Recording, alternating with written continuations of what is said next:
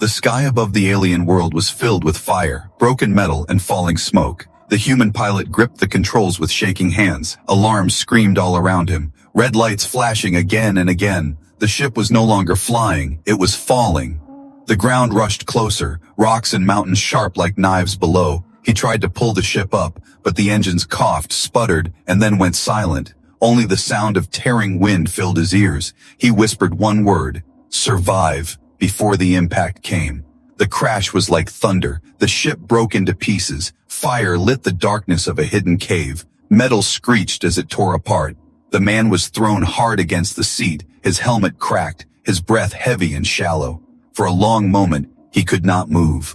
Only dust and smoke surrounded him. When he opened his eyes, everything was different. He was no longer under the sky. The ship had fallen through the ground itself, broken through the surface, and now lay trapped in a deep underground cavern above him. There was no light of the stars, only black stone and dripping water. His suit showed warning signs: oxygen low, supplies destroyed, food gone. He staggered out of the broken cockpit, his boots sinking into soft dirt mixed with sharp crystal shards. The cavern stretched wide, glowing faint blue from strange stones on the walls. He felt very small in that endless underground world. The silence was heavy. Every step echoed like a giant's foot.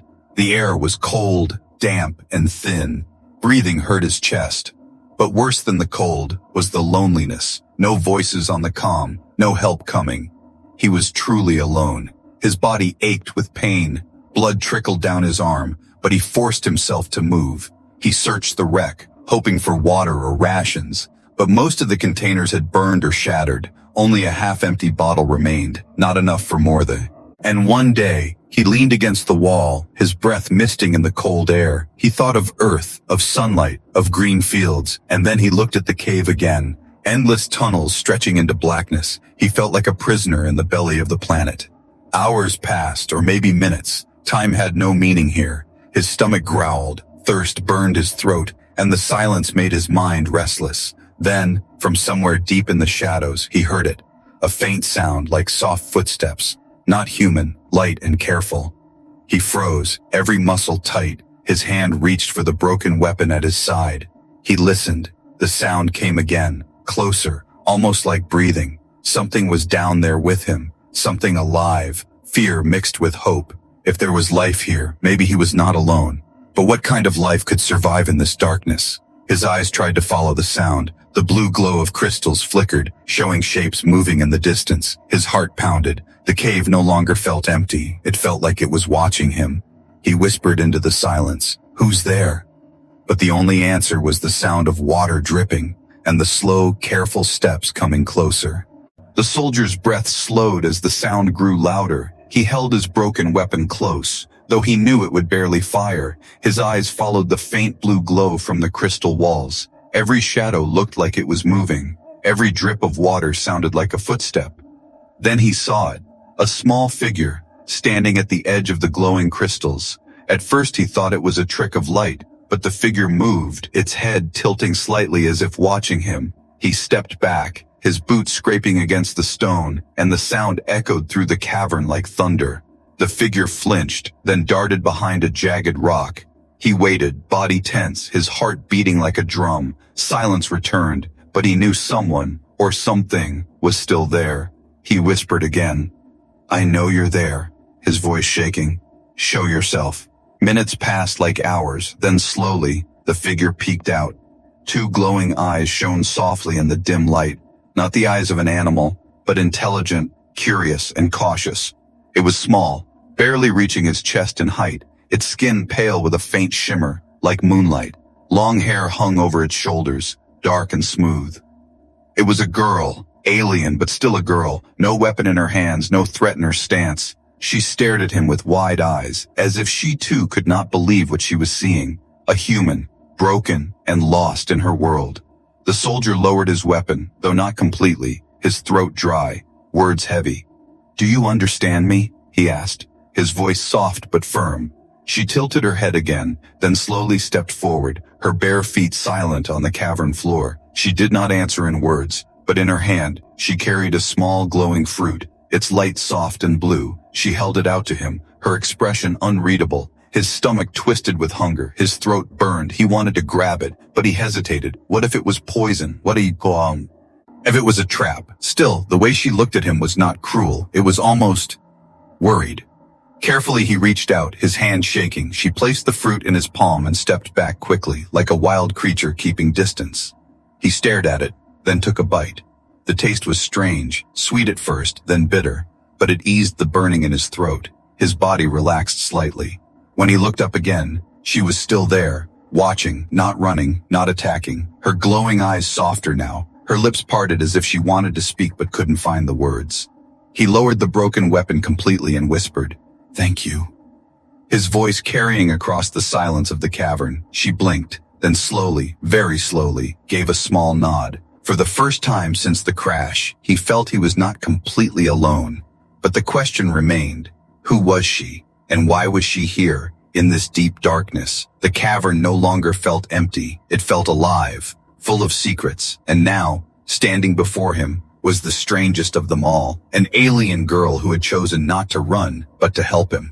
The human soldier sat against the cold stone wall, the taste of the strange fruit still on his tongue. It had taken away the burning in his throat, but his body still felt weak. Hunger twisted inside him like a knife. His hands trembled each time he tried to stand. The alien girl stayed at a distance, half hidden in the glowing crystals, her eyes never leaving him. She moved with silence, like she belonged to the darkness. He wondered how long she had lived here, how she survived when the cavern offered nothing but stone and shadows. His stomach growled loudly, the sound echoing through the cavern. He pressed his arm over it, as if he could silence the emptiness inside. The girl tilted her head, her glowing eyes narrowing. She seemed to understand his pain. He tried to stand and search the wreck again. Maybe there was food hidden in some corner, but his legs gave way and he collapsed. His chest hit the stone hard. Pain shot through him. He groaned.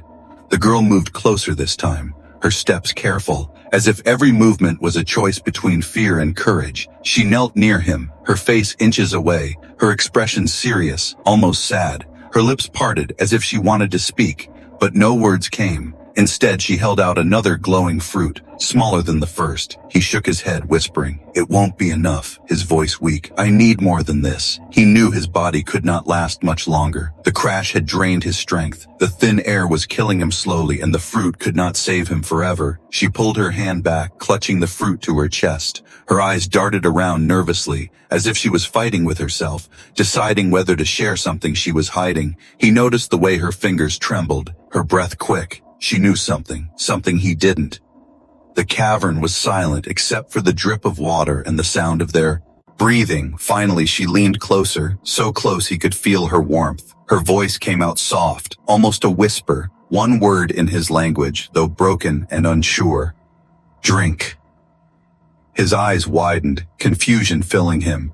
He looked at her, then at the fruit, then back at her. "What?" he asked, his voice shaking. She repeated the word, firmer this time. "Drink." Her glowing eyes locked onto his. There was no joke, no trick, only seriousness. He pulled back slightly, his mind racing. What did she mean? Was it water? Was there a hidden source nearby or something else? She pressed a hand to her chest, then slowly pointed at him, again whispering, "Drink, live." A chill ran down his spine. He didn't understand her meaning, but the way she said it, the way her voice carried urgency, it felt like a warning and a promise at the same time. Weak, desperate, and confused, he stared at her, his body crying for survival, his mind screaming for answers. She stayed close, her glowing eyes unblinking, her hands still over her chest, waiting for his choice. The cavern was silent, only their breathing filled the space. The human stared at the alien girl, trying to understand her strange word. "Drink." It echoed in his mind, confusing and haunting. She watched him with steady eyes, her face calm but her hands trembling. He forced himself to sit up against the wall, pain stabbing through his ribs. "What do you mean?" he asked, his voice weak. "Drink." "What?" But she gave no long answer. She simply touched her chest again, pressing her palm gently, as if showing him something hidden inside. His throat tightened, his mind racing. Surely she could not mean what he thought. He shook his head, refusing the idea. "No," he muttered. That's impossible. But her eyes did not move. Her lips formed the word again, soft and certain. Drink. Live. The soldier looked away, his heart pounding. His training told him to be cautious, never trust the unknown. But his body betrayed him, hunger tearing through his insides, thirst burning his throat. Every cell in him cried out for survival. She moved closer, slowly, carefully, as if approaching a wounded animal. Her long hair slid over her shoulders, shining faintly in the crystal glow. She knelt in front of him, her small form steady though her hands shook. She did not look like a monster. She looked determined. He could smell her faint scent, not human, but gentle, like wet earth after rain. She placed a hand on his arm, her skin cool, her touch light, and she whispered again, drink, her voice almost pleading now. He pulled his arm back, shaking his head. I can't, he whispered, his chest heavy. You don't understand, I can't. He felt shame and fear together. The thought of depending on her in this way broke something inside him. But she did not move away. Instead, she leaned closer, her eyes glowing brighter in the dark. There was no anger, no pride, only a strange sadness in her gaze, as if she knew this was the only choice. She whispered one last time, stronger than before, if no drink, you die. The words cut through him like a blade. He stared at her, and for the first time since the crash, he felt truly helpless. She was offering him something no human could ever imagine, and his survival rested on his decision. Minutes stretched like hours, silence heavy between them. His hands trembled, his lips dry. He closed his eyes, his voice breaking. Why help me? She did not answer with words, only pressed her hand to her chest again, then touched her lips softly and pointed at him, her gesture simple but full of meaning. She was offering herself, her strength, her life force, for him. He opened his eyes, and for the first time, he saw not just an alien girl, but a being who had chosen compassion in a place where nothing should survive. His chest tightened, fear and gratitude mixing in his heart. At last, he whispered, almost too soft to hear, show me.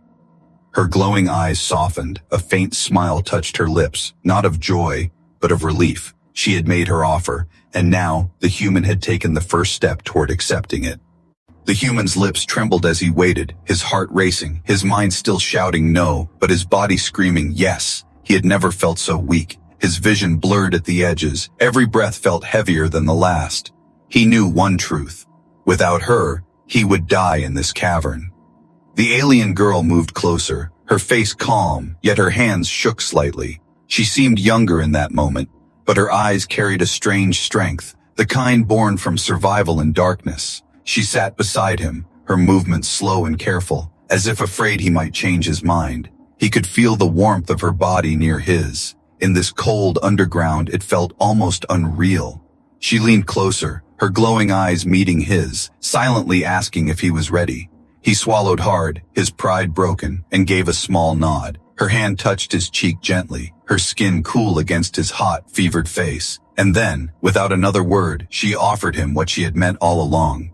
He hesitated for a second, shame and desperation mixing inside him. Then he gave in, closing the distance. The first taste was unlike anything he had ever known. Strange, yet soothing, sweet and warm. It filled his mouth, ran down his throat, and spread like fire through his veins. His eyes widened as strength returned slowly. The sharp pain in his chest eased. The weakness in his legs lessened. For the first time since the crash, he felt alive again. His hands stopped trembling. His breath steadied. Warmth spread through his body like sunlight breaking into the cave. He pulled back suddenly, gasping, shocked by what had just happened. She watched him quietly, her glowing eyes steady, waiting for his reaction. He stared at her, words trapped in his throat, confusion, gratitude, and disbelief all crashing inside him. He whispered hoarsely, "You saved me." She gave a small nod, almost shy, then looked down, as if unsure of his judge. He realized then how much courage it had taken for her to offer this, how vulnerable she had made herself for his survival. He leaned back against the wall, his chest rising and falling, strength returning, but questions filling his mind. Why did she help him? Why risk herself for a stranger, an enemy even? His voice broke the silence. Why me? Her lips moved, struggling with his language. Only two words came, soft but clear. No, alone. Those words struck deep inside him, the meaning simple yet powerful. She too was trapped. She too was fighting against the silence and darkness of this underground prison. Helping him was not just about saving his life, it was about not being alone in this endless dark. He closed his eyes, ashamed at his earlier refusal. When he opened them again, he saw her not as a strange alien, but as a companion bound to him by survival. The cavern no longer felt only like a grave. It felt like a place where something had begun, a bond that neither of them had chosen, but one that might carry them both through the darkness. The cavern felt different now, less like a tomb and more like a secret world. The human soldier sat with his back against the stone wall, strength slowly returning to his body, each breath easier than before. He kept looking at the alien girl, still trying to understand what had happened, still trying to accept that she had saved him in such a strange way. She sat a short distance away, hugging her knees, her glowing eyes dimmer now, as if she was tired, her long hair falling across her face. In the blue crystal light she looked fragile, almost too small for the darkness around them. Yet he knew she was strong in ways he could not imagine. He broke the silence first, his voice quiet. "You didn't have to help me." His words echoed softly. She lifted her head and gave him a faint look, her lips moving carefully. "No. Die," she said slowly, her words broken but clear enough. He almost smiled, though his chest felt heavy. "You saved me," he whispered, "and I don't even know your name." She tilted her head, confused at first, then placed a hand on her chest. "Lyra," she said softly, her voice barely above a whisper. "Lyra," he repeated, the sound strange but gentle on his tongue. She nodded once, then pointed at him, waiting. He hesitated, then answered, "Ethan," his voice steady. For the first time, they were no longer strangers in the dark. They were Ethan and Lyra, two names spoken like a promise. As hours passed, Ethan searched the broken wreck again. Lyra followed him silently, sometimes pointing at useful scraps, metal that could be shaped into a blade, cloth that could keep him warm. She moved like she had lived in the cavern all her life, showing him places where water dripped clean from stone. Slowly, trust began to grow. She no longer stayed far away, sometimes walking beside him, her steps quiet but steady. She listened when he spoke, though she understood.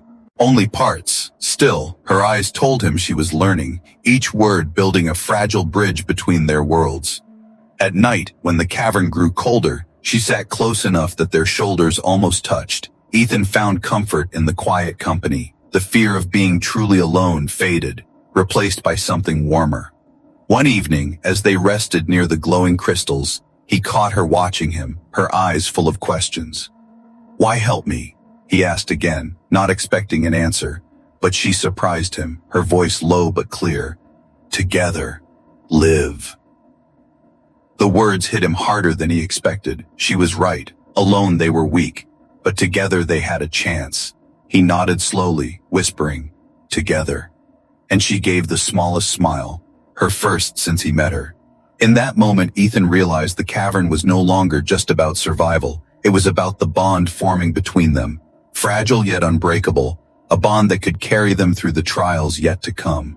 Days passed in the cavern. Ethan's strength returned slowly, not fully, but enough for him to walk without falling. He and Lyra moved together now, exploring deeper tunnels, searching for food, for water, for hope. The bond between them grew with every shared word, every shared silence.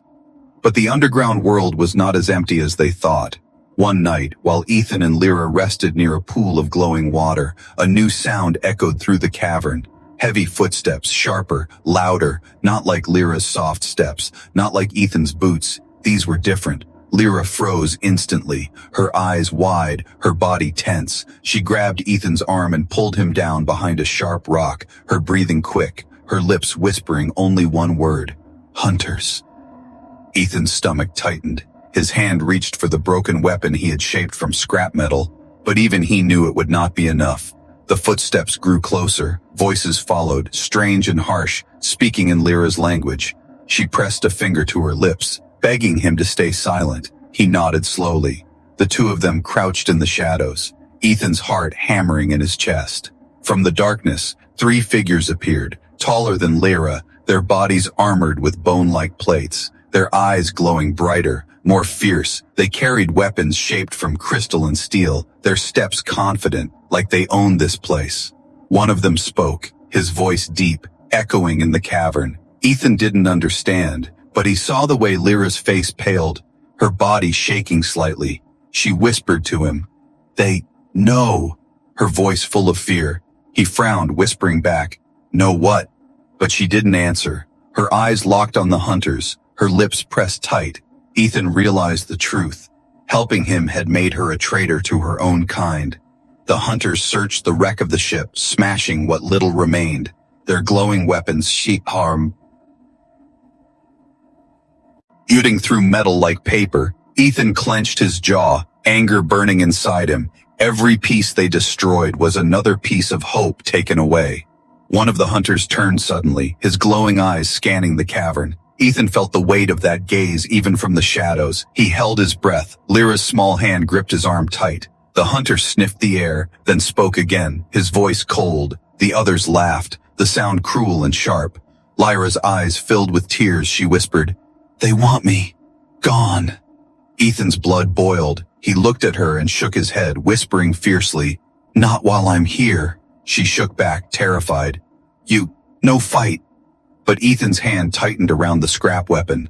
The hunters moved deeper into the cavern, their shadows long on the glowing walls. Lyra pulled Ethan away through a side tunnel, her steps fast, desperate, the sound of the hunters still echoing behind them. As they ran, Ethan's thoughts burned. These hunters were not just a threat to Lyra, they were a threat to him too, and if they wanted to take her, they would have to face him first. The tunnels twisted like the veins of a giant beast, narrow, endless, each step echoing too loudly. Ethan ran behind Lyra, his lungs burning, his boots slipping on wet stone.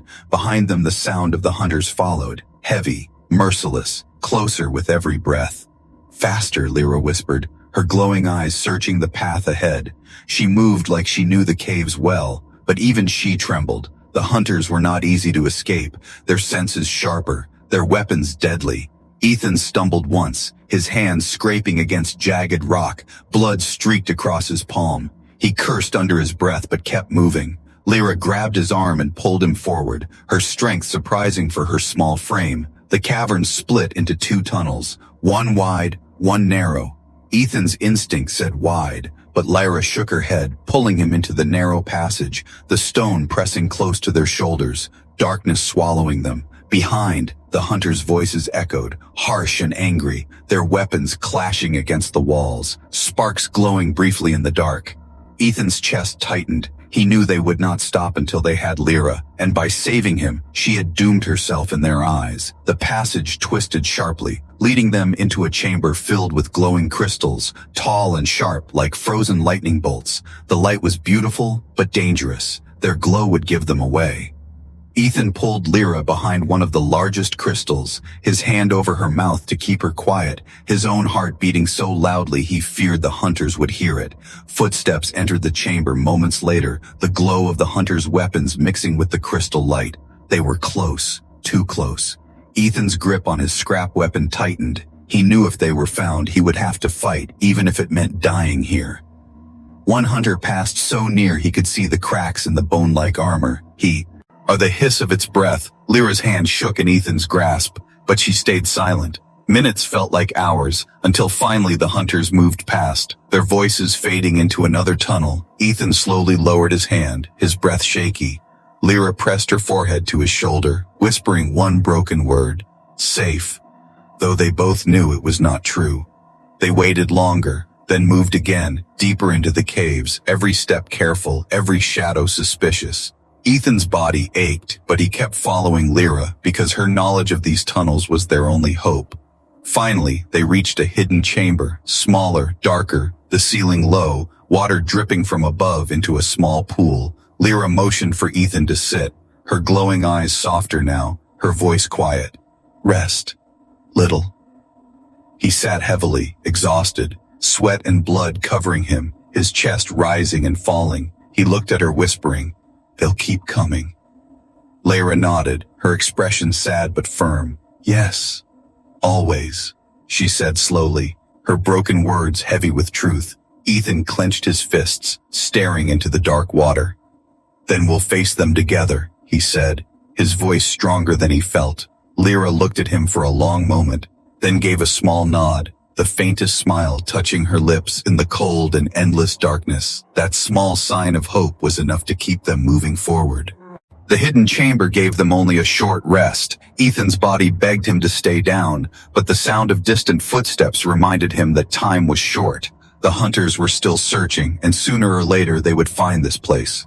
Lyra sat near the pool of water, her hands clasped tightly, her glowing eyes dim with worry. Ethan could see the fear on her face, but also something else.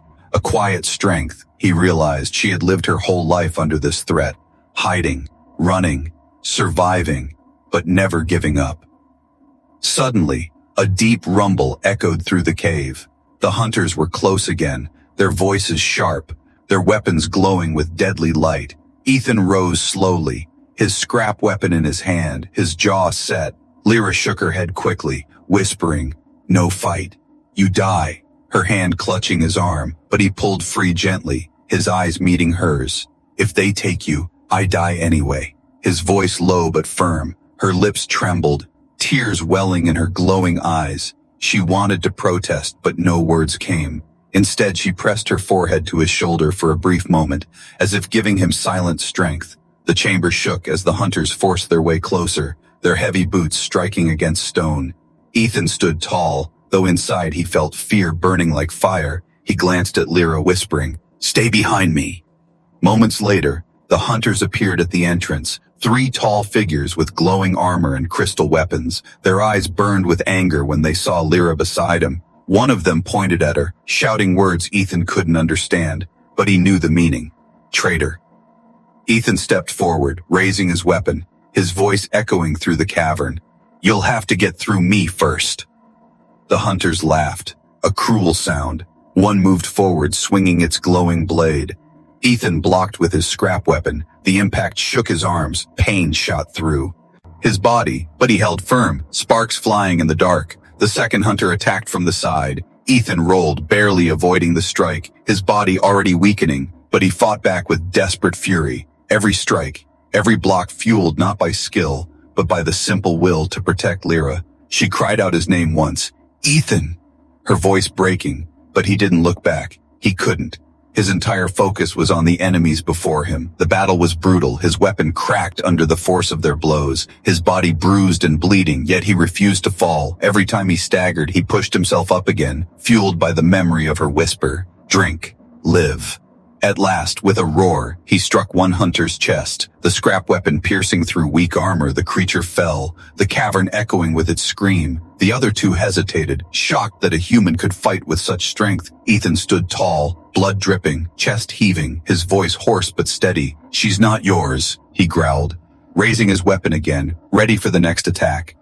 Behind him, Lyra's eyes glowed brighter than ever, not with fear, but with pride. The cavern echoed with the cry of the fallen hunter, its armored body crashing against stone. Dust rose into the air. The remaining 2 stared at Ethan with disbelief. A wounded human, armed with only broken scrap, had stood against them and survived.